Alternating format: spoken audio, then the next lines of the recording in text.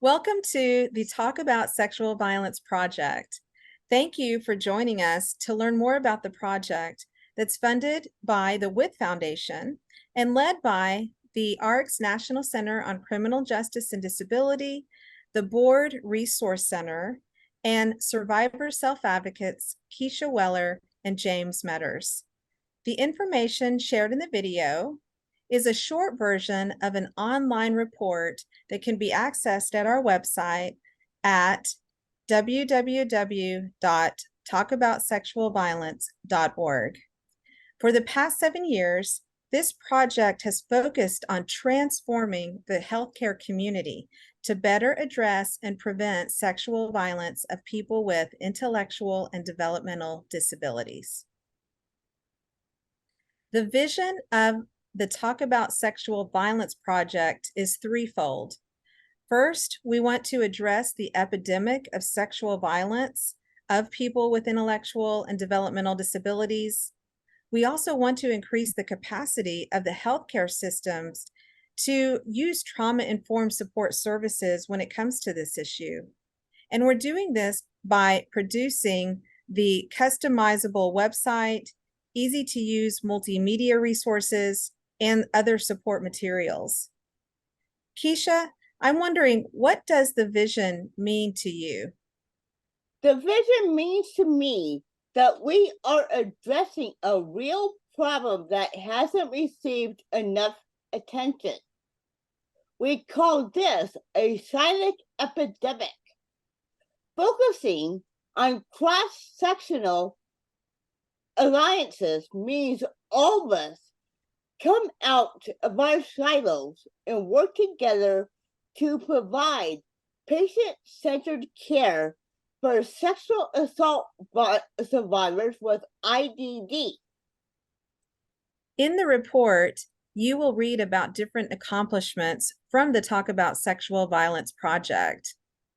In addition to developing online training materials, we also focused on building cross-sectional alliances among social services, healthcare, violence prevention, advocacy, and disability communities. Keisha, I'm wondering what accomplishments meant the most to you? Along with the cross-sectional alliances, we now have tools that Talk About Sexual Violence has developed to increase awareness and provide training to healthcare providers and others. So in our project, we focused on 3 different phases. Phase 1 focused on women with IDD. Phase 2 shifted focus to men with IDD. And then in phase 3, we focused on developing strategic partnerships, improvements to our website, and coalition building. Keisha, I'm wondering, which phase do you think made the most impact? I believe phase 3, because we developed partnerships. We learned we can't do this alone. It takes self-advocate survivors, social workers, universities, and media to bring the message to the general public in healthcare. Now that you have a general idea of the project, it's important to understand why it is so important that we focus on educating healthcare providers about sexual violence of people with IDD.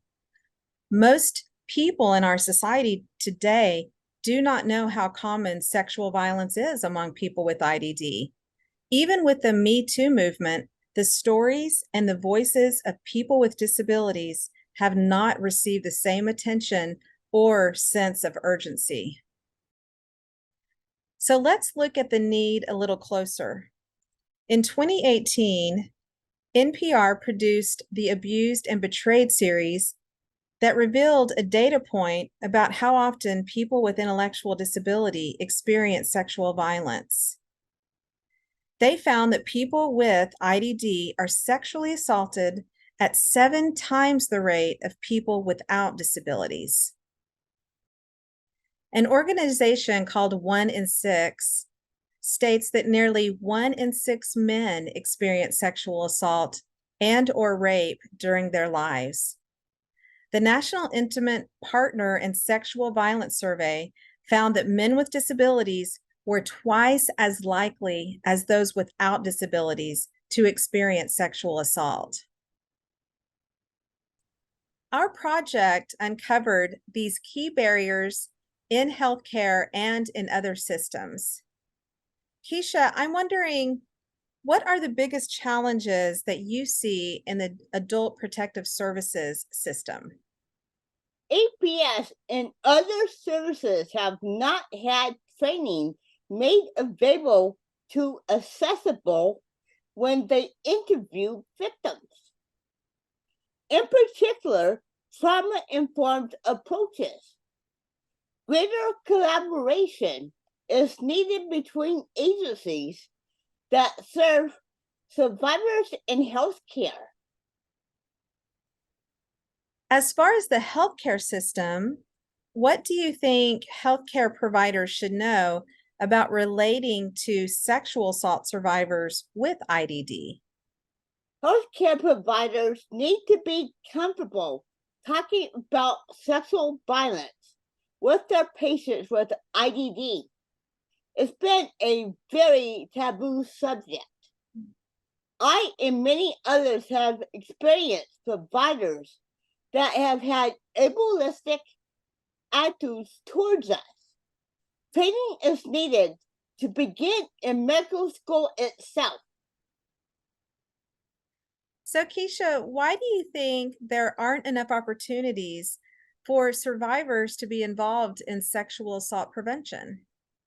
We're not given the chance to be involved because people think we are not capable or effective.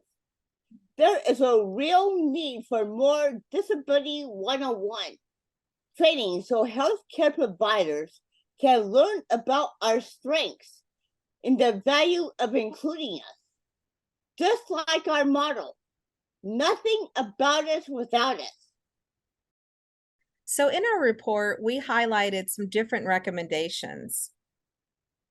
Keisha, I'm wondering what you think with regard to the healthcare systems. Why is it important that we prioritize training and person-centered care? Training for healthcare providers is essential to transform healthcare for survivors. They need to learn how to relate to us as human beings. We're not objects that are going to break. I'm wondering, with regard to advocacy organizations, what are other things that we can do in the advocacy world to increase collaboration overall? Engaging healthcare and advocacy organizations is an important first step. So they learn about whom we are, what priorities we have, with sexual violence happening so frequently for people with disabilities and IDD. It is essential all of us provide education on this issue. I feel it's very important mandated reporters to learn about the responsibility and report, along with that learning about supportive decision making so the survivor is part of any plan or decision that affects them. And most important of all, learning about each person's own implicit bias will help bridge the gaps and will help us, the survivors, have more patient-centered healthcare involvement.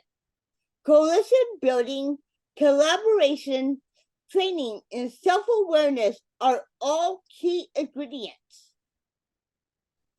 We call on every person to commit to listening, believing, supporting, and offering hope to any sexual violence survivor.